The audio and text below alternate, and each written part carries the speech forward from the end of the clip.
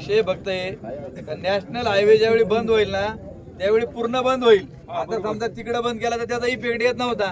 आता हा चौक बंद झाला तर लगेच आता इफेक्ट याचा यायला लागला ना का नाही. मग तसंच तो जर एकदा नंदी चौकात आपण जर बसलो तर मग बायपासनी इकडून तिकडून आतल्या रस्त्याने कुठेही त्यांना जाते ना आणि पुणे नाशिक हे पूर्णपणे स्टॉप त्या ठिकाणी होईल. त्याच्यामुळं आपल्याला उद्या जर करायचं असेल तर लगेच आता आपण पत्र तयार करू त्या कुटुंबियांची. आता काही लोक पत्र तयार करा ऐका ना 2 मिनिट. कुटुंबाशी 2 लोकांनी जाऊन बोलावं लागेल की बाबा जोपर्यंत निर्णय होत नाही तिथला तोपर्यंत ते मृतदेह सुद्धा तिथून हलवायचा नाही. सगळे कुटुंबीय ऐका करू आपण त्यांना त्यांच्याशी चर्चा करू. कारण काही लोक असे असतात जांबूचा आम्हाला अनुभव आहे. ज्यावेळी आम्ही इकडे रस्ता रोखला चौकामध्ये आलो तर त्यावेळी 4 जण तिकडे गेले पण त्या आजीची मुलं ठाम होती. ते म्हणले अजिबात नाही निर्णय होईपर्यंत आज आमची आई जाऊ नये.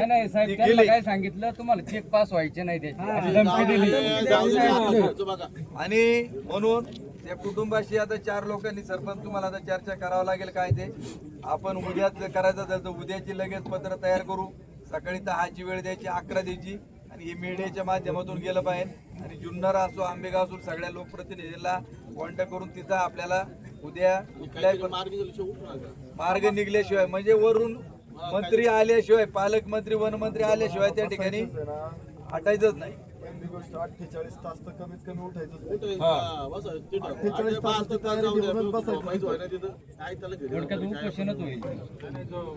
नाही सगळ्यांना जेवणाची आता पण इथं बरं का उपाशी बघा लढायचं ना लढणार आणि उपाशी लढायचं नाही.